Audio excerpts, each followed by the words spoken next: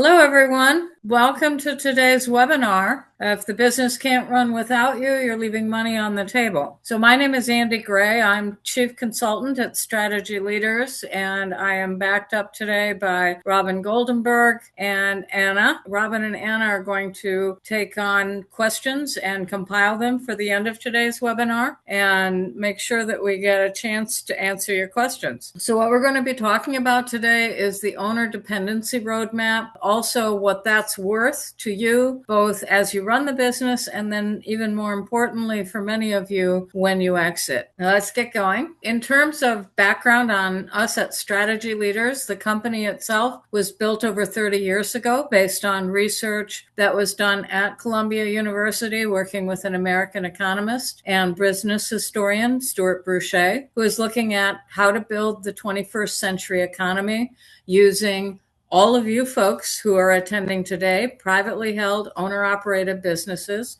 to be the background of that 21st century economy. In terms of the clients that we work with, they're all over the United States, north to south, east to west, and they span a broad set of industries: manufacturing, construction, which includes architecture, engineering. Tech is a big sector for us as well. We get involved in wholesale and distribution companies. We work in retail. Most of our clients are between $2 and $30 million in revenue. We do focus on what moves the needle for businesses. So sales, strategy, operations, leadership, and the numbers are key components for us. And clearly marketing is a portion of that sales growth and development. In terms of who today's webinar is for, it's designed for owners who know that they are too involved and want to change that, but they can't see a way out of it. They've tried to step back and it didn't hold, or the decisions and relationships and know-how still run through you, and it's time to get out of the middle of that, and you're starting to really look at that. You're thinking about an exit somewhere in the next 1 to 10 years is probably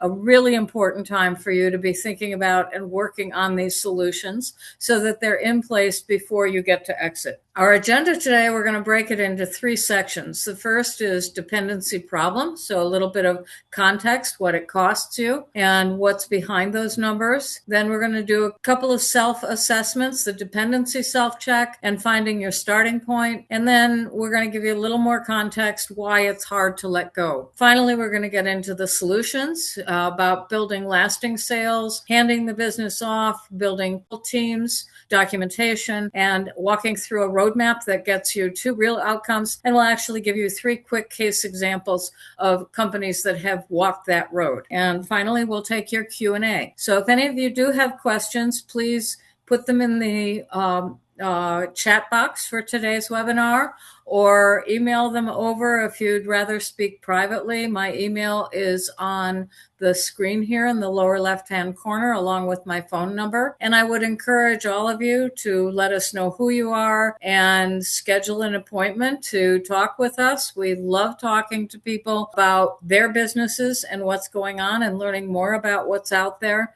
without an obligation and without a charge. So let's get going. The dependency problems and why this costs you when you're at the table. So some uncomfortable numbers.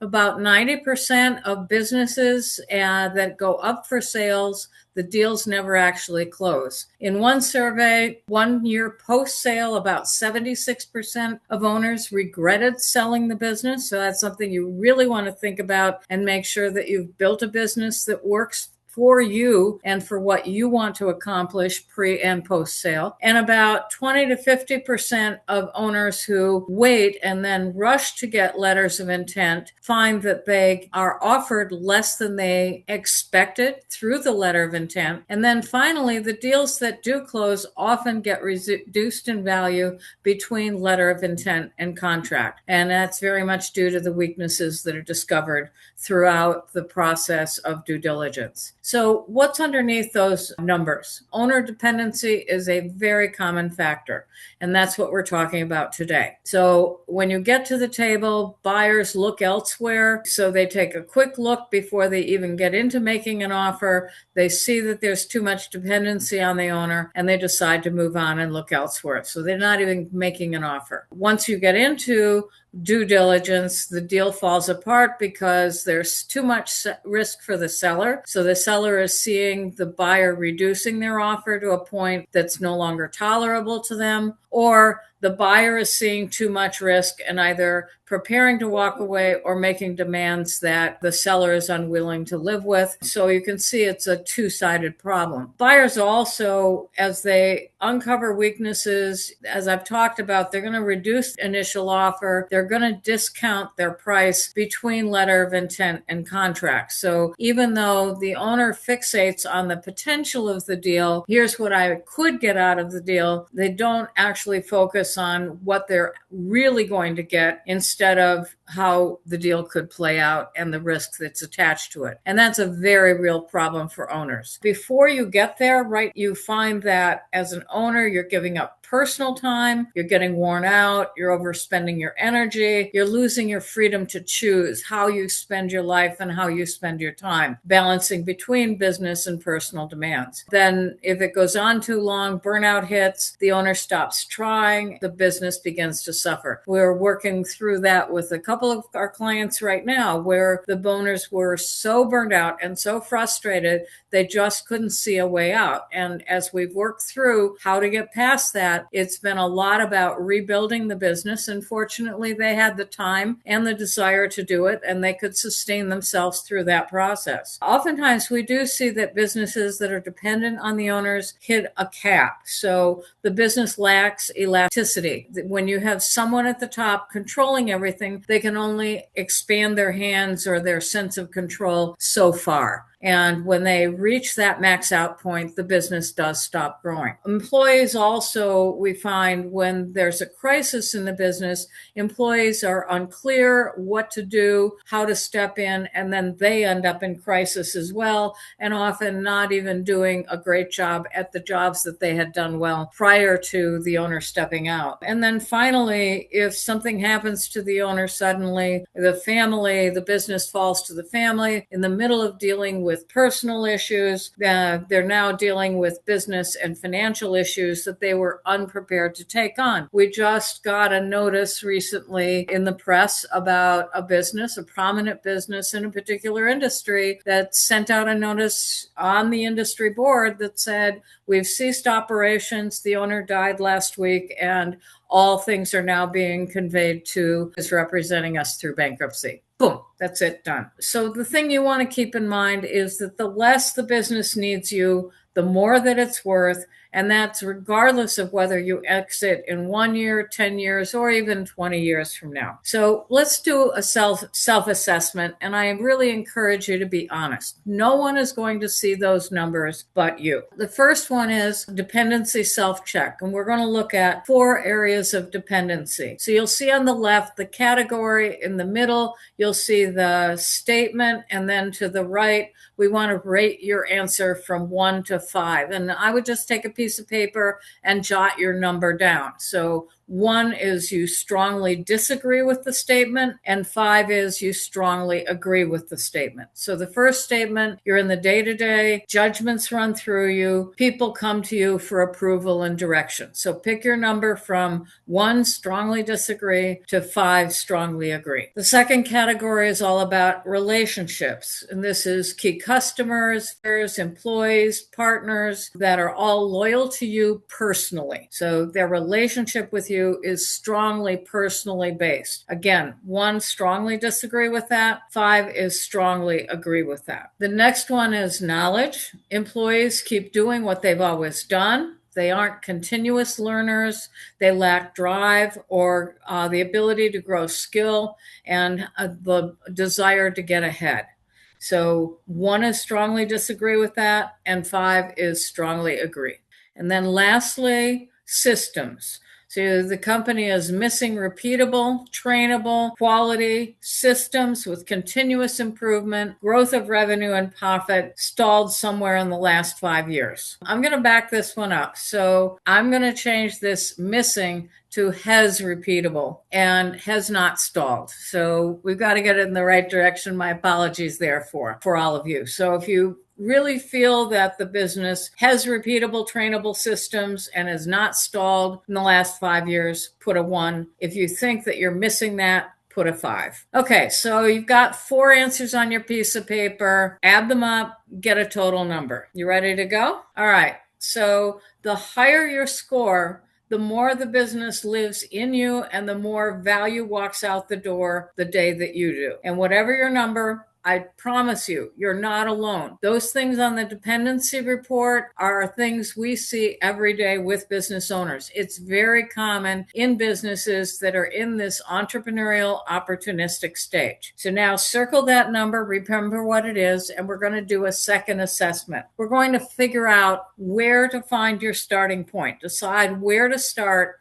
makes the journey possible. So this is where do you start? Again, on this one, you have a statement on the left. You have 5 boxes on the right. So number 1, you strongly disagree with the statement. And number 5, you strongly agree with the statement. So has the business grown revenue and profit every year for the last 5 years? 1 would be, no, it hasn't. Absolutely. And 5 would be, absolutely, it has. Number 2, can and will your team handle the business flawlessly without calling on you? So there's 2 components, both can and will. Next one is every customer and vendor relationship immediately transferable to someone else. 1, strongly disagree. 5, strongly agree. Next one, are all processes documented, followed, and updated continuously? 1, strongly disagree. 5, strongly agree. And then the last one, could a new leader or team step in and run the business well immediately? As you look at the numbers that you've written down on the page, in this case, I want you to go and circle anything that you scored 1 to 3. So anything below 4, those are going to be your starting points. Those are the places that you probably want to focus the most intention and energy on. Why is it hard to let go? There's some real truths about what drives entrepreneurs. And I will tell you, you're probably not going to like the next slide. So on the left, you see statements that we hear every day from business owners. This is what they're telling us. First one, nobody does it as well as I do. What I can tell you is that's ego talking. It is impossible that you are the biggest genius in the entire world and nobody else could do it as well as you can do it. You may have trained your employees to back off, but they, in most cases, either have capabilities or they can share capabilities sufficient to get the job done. The next one, it's faster to just do it myself. I hear this all the time, and I will tell you, only the first time that you have to get it done. The second time you have to repeat it, and the third time you have to repeat it, you're starting to lose out. The next one, I've tried it before and it didn't work. I get that. And I will tell you that failure does create hesitation. You have got to learn to have courage in order to push through. I don't have anyone ready. I absolutely hear that all the time. I would encourage you, as I do with all of our clients, to think that they are more ready than you think. You have to encourage that willingness to be ready, and you have to develop it. And finally, the business is not at a stage where I can get back. Maybe, but you get to decide when. And my suggestion is make the decision today. All right, so let's talk about the solutions. Let me point out that change only happens with intention and support. Change does not happen by accident. The solutions we're going to talk about may or may not be easy for you to implement, and in most cases, my guess is you'll go part way and then back off. You need support to stay in the game. So the first thing we're going to do is talk about building lasting sales, and this is made up of teams, process, and systems that lead to wins. And what things that you want to work on here in this category, if this is one of the areas you need to be working on, you want to be clear about your sales goals. You look at retention, growth, the sectors that you're going to be working on. Define the team and the responsibilities and identify any gaps in the team. We're working on this right now with several of our clients. We've actually found people within the organization who can play a greater role in sales. They need to be encouraged and trained to do that, but they are ready to step up and they are interested in doing so. I would encourage most business owners to look at building from the bottom up. bring people up through customer support. You let them learn the product or the service, and then develop them into taking on opportunities to build proposals and develop new business opportunities. It is in general cheaper, faster, and it's a great deal less risk when you work that way as compared to going out and trying to hire some superstar who may understand a sales process, may or may not be motivated to work that hard anymore, and knows nothing about your company. The next thing you want to think about is create strong inflow through marketing. I don't think that most companies think enough about the role of marketing as a driver for sales. So do we have enough opportunity in the pipeline, and how can we create more of the right opportunity? You want to think long-term, but track short-term.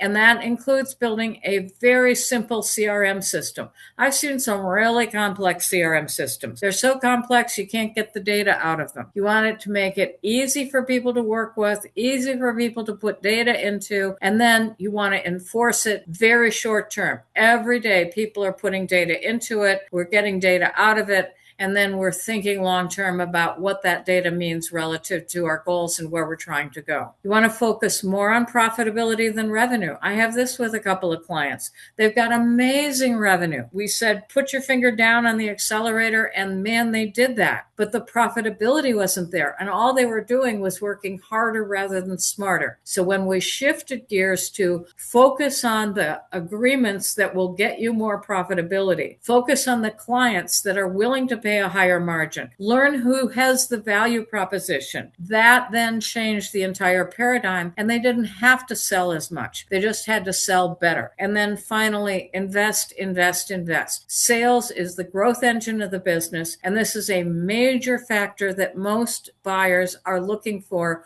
when you're ready to exit. And prior to exit, it's a driver that makes you happier with the business because it's driving more money into your pocket and into the health of your business. So the next category we're going to talk about is how to hand things off. And this one, I love this context. Back out of the room slowly. So we call it the kindergarten method. For those of you that have kids and you drop them off at kindergarten, think about that first day of kindergarten. You slowly work your way out of the room. So the steps here are you do something and you get them to watch how you do it. Then you get them to do it and you watch how they do it and you correct in small increments. When they do it and they do it more reliably, then you spend time debriefing afterwards. How did it go? What worked? What didn't work? What do you want to change for next time? So they're starting to take over the engagement. And then finally, you back further out of the room, they're doing it, and they're reporting back to you on the results. And as that gets better and better, and the results get better and better, you finally get to that last stage where they own it. Now, this may sound like a simple process. It takes work and practice. It's on an individual group basis, and you want to work your way through backing out of the room with the people who are engaged in your company. One of the handoff rules that I really like to respond to people is, or say to people is, do not respond to requests for help. So put a note on your forehead. I am not an information bureau. Ask them to think. Ask them to come up with solutions.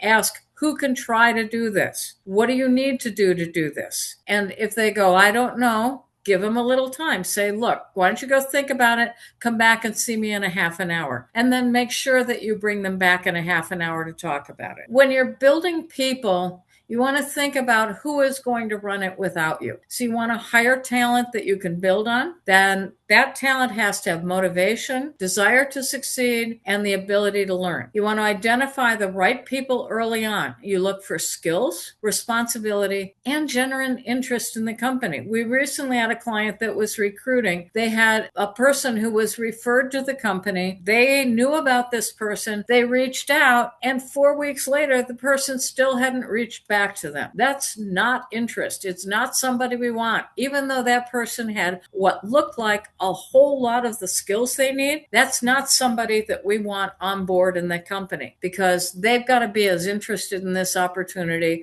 as you are in them. Once you get people on board, make sure that you're giving them real opportunity and set consequences. So if things go right, if things go wrong, and track performance so that you know what's going right and what's going wrong. And then finally, be prepared to deal with the fallout. I see a lot of business owners that are just too much nice guys. So I just don't want to crawl up somebody's backside and be tough with them. Well, sometimes that's necessary. And other times it's important to have a glove and to be very careful in how you talk someone through the breakdowns. You've got to find the balance there, but make sure that you don't leave things that went wrong unsaid or undealt with. You want to invest time and energy in training. So whether it's you doing the training, other people in the company who are doing training, outsiders that you bring in to do training, make sure that you are always increasing the platform of the company. We're working with a company now. They've been engaged with their senior management team for the last year. And the whole profile of the senior management team has changed as that group has gained skills and gone from basically, they were the worker bees, they were the doers, they were very focused on the tactics of the business, to now thinking and acting strategically as a team, as a group, backing each other up. What has to get done for all of us to drive the business forward? Make sure that you do hold people accountable for results, not necessarily how they did it. So this is one of the things that I think a lot of business owners get trapped in. It's my way or the highway. There are a million roads to follow to get from point A to point Z in terms of how you do something. Make sure that you allow people the freedom to innovate, the opportunity to show you that maybe there is a different way to get it done, even though it's not how you would do it. A lot of this means you got to sit there and keep your mouth shut and let them play it out, but then hold them accountable for the results. And finally, you do have to teach the teams to work together from top of the organization all the way to the bottom. People start out working as individuals. You've got to build that team ethic. Make sure that you do create simple reporting formats and check-ins that are very frequent, both from how you do it and then how you teach your people to do it. Give people a context, where the business is going and why their role matters. I think this is something that most business owners hesitate to put out there. Well, what if I put it out there and we don't get there? Ask your team to work on it with you. Don't feel like you need to carry it alone. But if you don't give them a point on the horizon that you're all heading for, they're going to struggle to understand the context. Make sure that you have a continuous dialogue or discussion going on. What did they decide to do? How did they decide? Why? What's next? Give them the opportunity to talk through with you, and don't come in too soon, too quick with your feedback. Listen, hear them out. Maybe you give them a couple of thoughts. Maybe you just write some notes down and come back to them later. Do consider having them get experience outside the business. So whether this is sending them to training or even out to work for another company, this is a common strategy for family members who get sent out, the next generation, to work for another company. They get beat up by somebody else's parent, and then they come back and they learn the business from you once they've developed a set of skills. And do make sure that you develop a reward system that works. And that is very rarely just grow revenue. It's about all of the parts of the business working. And we'll talk about that in a little bit. So document what's in your head. This is a key component. It may have been on the list of things that you need to be working on. So make a growth game plan a top priority and a team sport. Work on it year in and year out. So it's everybody's job to grow the business, not just yours or not just the sales guy. Your 10 most frequent decisions, write those down. Write down the criteria that you use. Get those on paper and then figure out how you're going to teach people to work through those sets of decisions. Key customer and vendor relationships, introduce a second point of contact right now as soon as you can. Pick the top customers, work through that, introduce other people. Even though you believe that the other people you're introducing may not know enough, may not act properly in terms of having the right set of decisions, you've got to teach them and you've got to get your customers to trust them. That doesn't happen overnight. So start and work through the process. In terms of hiring and performance judgment, set some criteria, what you're going to look for and why. Go back to the previous page in this webinar, a couple pages back. What are the things that you're looking for in terms of skill, motivation, intention? What's the drive and the behavior that you're looking for? I will tell you, it is so much easier to teach people skills than it is to create drive and intention. In terms of pricing and deal-making logic, put that down on paper and build it into a framework. What kinds of customers do we look for? What customers do we avoid? What kind of pricing components do we have? How do we put that into a proposal? Where does a proposal sit in the process of generating new business? And then lastly, in terms of crisis response, think through some of the last crises that you've been through. What do you do when things go wrong? What's the team that you form?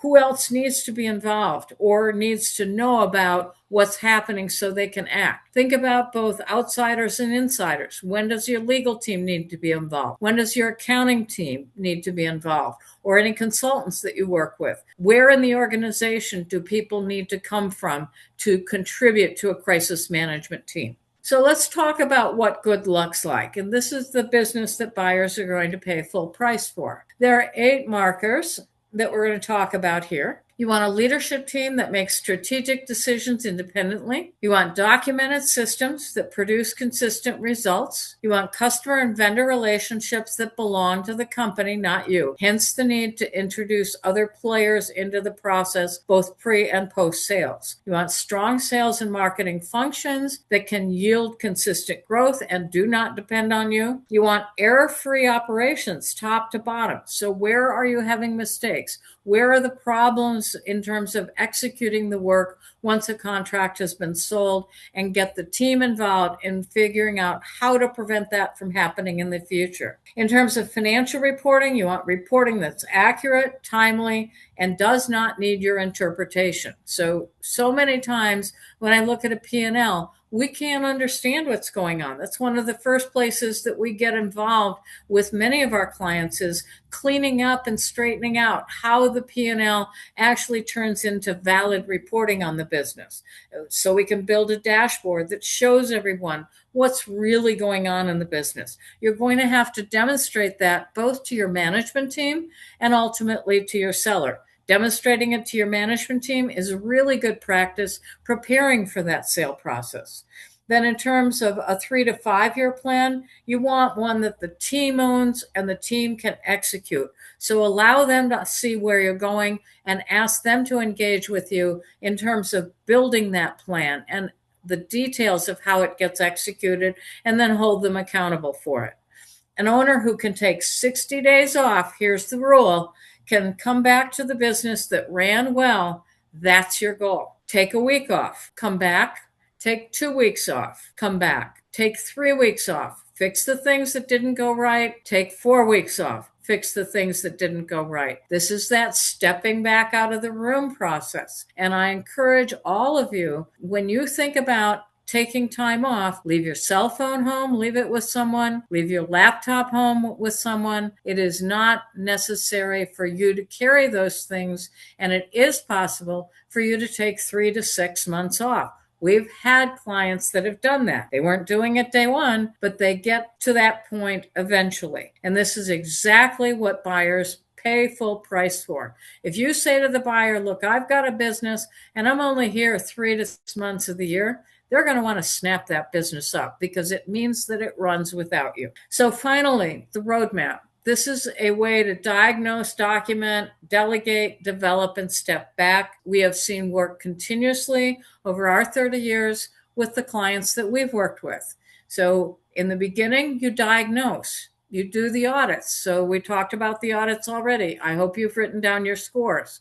You map every decision and relationship and piece of knowledge that lives primarily with you. And you prioritize where to work based on the risk. So where are the greatest risks? Start with those. Then the next several months you spend documenting, get most critical knowledge down on paper, introduce second contacts into key relationships, and create a positional org chart. So most entrepreneurial businesses, the org chart is made up of people. So John reports to Joe, who reports to the owner. Susan reports to George, who reports to the owner. Sally reports directly to the owner. That's not an org chart. That's a people chart. What you're looking for is a positional org chart.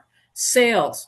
who reports to sales, and sales reports to who at the top of the organization, whether that's the owner, a president, or an executive management team. So on down the chart: sales, finance, marketing, operations, human resources. Those are your leadership components. Next, you want to work on the delegation processes. So using that kindergarten method, you start with low stakes and build up. Switch players out if you need to, but don't take things back on your plate just because somebody's not doing it well. So you've got to really force yourself in this bucket to step back and build the team of people who can do the work without you. And in working on this stage, this is what I find for most business owners one of the hardest stages of all. I would encourage, get help, get support, get some days where you feel like it's not going out and go backwards, because that's just going to be a loss of intention. Finally, you develop that ongoing picture. Identify who can grow into leadership,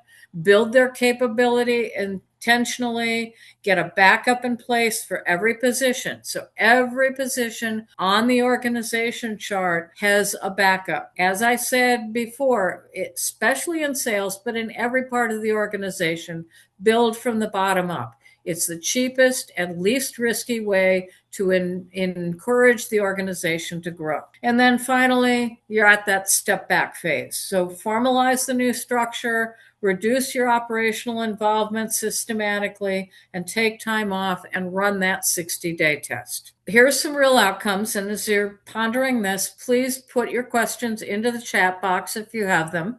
And Robin will call through those and we'll answer some questions in just a couple of minutes here. Real outcomes: we had reduced owner dependence. We worked with the owner over a period of time. We got the owner backed out. We got a management team in place, and we were actually able to measure the increased value of the business pre-sale, and we increased the value of the business by 40%. In the next case, we built a leadership team, we documented processes, and the owner learned how to grow the business. In this case, we're actually looking for real buyers. The owner was able to attract multiple buyers, and they sold the business for about 60% more than what they expected for when they first started in on this process. And then finally, the last example where the owner worked with us, we did the work together, we got the owner step back from sales, marketing, finance, and operations, and the owner decided that she didn't want to exit because the business was a profit machine. It was a generator of money that she was absolutely in love with,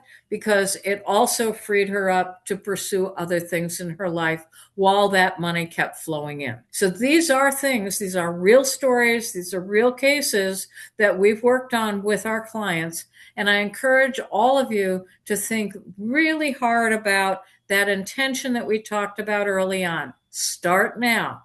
Get started. Make sure that you're working towards the long-term health of your business. So what do you do next? One of the things that we would recommend is get a score for the business. Get a valuation that tells you where you stand right now and sets a baseline. That gets you a context. Clearly, pick one thing that you're going to work on from the dependency map and start working on it this week. If you get stuck, if you get backed up, then get help. Don't back away from it. I would also love to talk to you about the journey that you're thinking about and going on and give you ideas or some suggestions. So please go to my website, click on a free 20-minute consult, and whatever you do, I really encourage you, know your numbers before you need it and know the context in terms of how this is going to play out for you as you start working on an entirely different relationship to your business. So with that, we're going to take Q&A. And Robin, I'm going to back up and I'm going to turn it over to you. Great.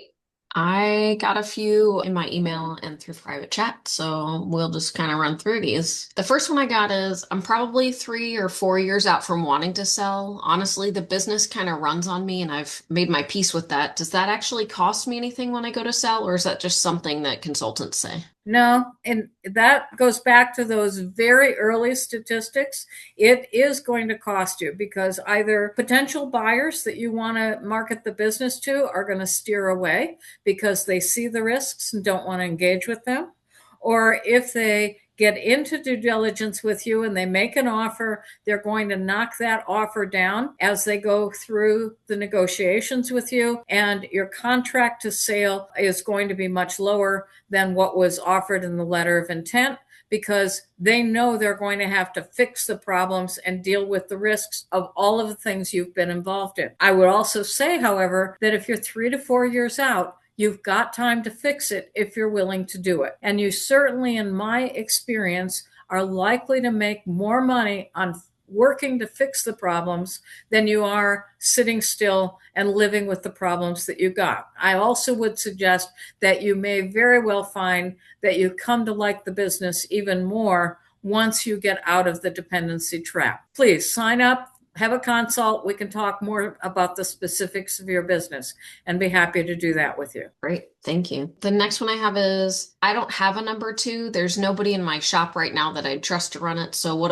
do? Do I go hire some expensive outside person, or do I wait around hoping somebody grows into it? I am a strong believer in build from the bottom up. Operations is usually the most complex area of the business, and it may mean that you need a team running operations. We've just done this with a client of ours where we've broken operation into 3 components. In one part of the operations, we actually found someone who could move up to do 1/3 of what needed to get done, and that was the scheduling and process management, so the flow from sales through the shop. Then the second was the actual work that was being done in the shop, and in that case, we had to help somebody who was there and had been there a long time to retire, because they were not going to change and they were not making the best decisions in all cases. And we recruited someone from the outside that was at a mid-level and anxious to move up and knew this business well. So there was some recruiting involved. The person came in at the mid-level and is growing up to the senior level. And then the third person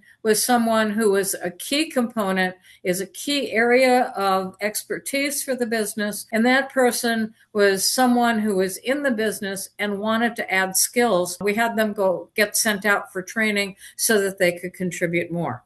Those 3 people meet regularly, and they work together with the administrative staff to be able to report on how things are going in the operations, to give the owner updates, and to log problems and issues that need to be worked on and how those solutions are being turned into long-term process solutions. Awesome. My biggest accounts, they call me. They don't want to talk to anybody else. And honestly, I kind of like it that way. It's part of why they stay. If I stick somebody else in the middle of that, don't I risk losing them? I'm not a big advocate of putting customers up for risk, so I compliment you for being cautious. I would draw attention to that statement that I kind of like it that way. Most business owners do like dealing with their customers as long as they're good customers, so I get that one. However, my suggestion is you're going to like it even better if you can talk with your good customers from time to time and take time off for vacations. So the way that I would position it is in terms of customers, and we've done this with a lot of our clients, is I'm not going away, but I want someone here as backup to help make sure that everything you need gets done in a timely and accurate fashion. So I can't be everywhere all the time, and I don't want you as a customer to be left with a gap because I can't get to you fast enough. So it is, to some extent, how you sell it to the customer, telling that customer, I'm not going to go away.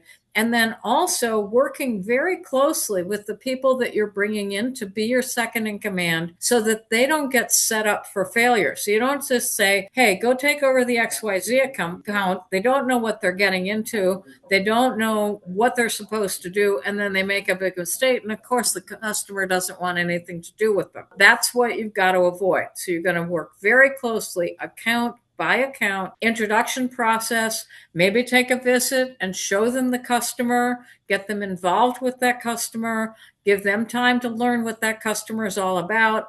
Ask your employee to write a position paper. Who is this customer? Why are they important to us? What do they do? How do we are supporting them turn that into success for them? As they start getting involved with each customer, they've got to learn to own it. You're going to hold them accountable for doing that.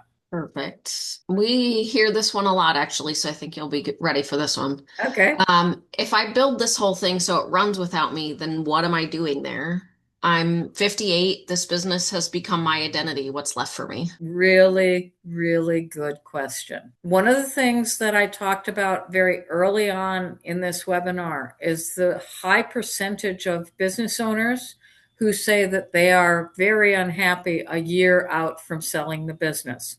And a component of that is they did not have an identity prepared for themselves beyond the business. Build something for yourself that is beyond the business. I don't care if it's a hobby, if you're going to take up golf, if you're going to build a travel plan, if you're going to learn how to do something new, if you're going to start a new business, whatever it is, build something that takes you beyond just this business.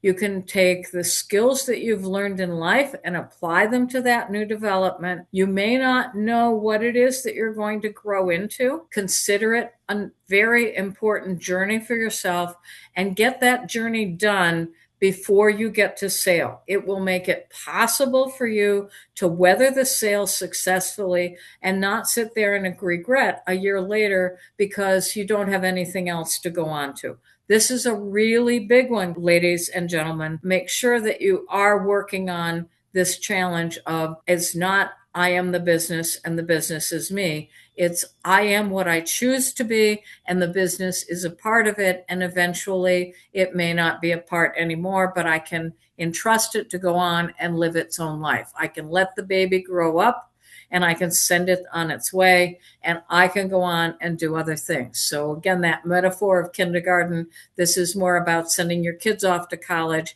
and what are you going to do now that the kids are out of the nest? There is another question that is sort of along the same emotional lines, but how do I know if my business genuinely can't run without me, or I'm just a control freak who won't let go because my wife tells me it's the second one? So most business owners are highly invested in what their business does.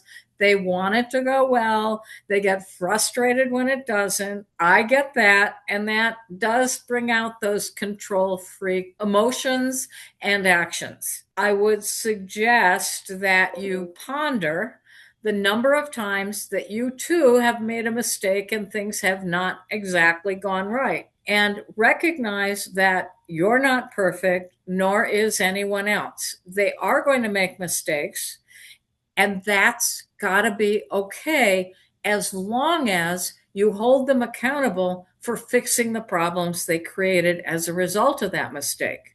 So somebody can't come in and say, hey, I screwed up a customer and walk away. It's now you got to go, they've got to go and fix that customer, not hand the problem off to you to solve. And you can't let them hand that problem off to you. Or I broke a machine. Well, make arrangements to get it fixed. It's not my problem, it's your problem. And I've got to find out whether you, as an employee, are willing and able and ready to go and deal with the problems that you may have created. For you as a control freak, it's learning to take a deep breath, take a walk around the building.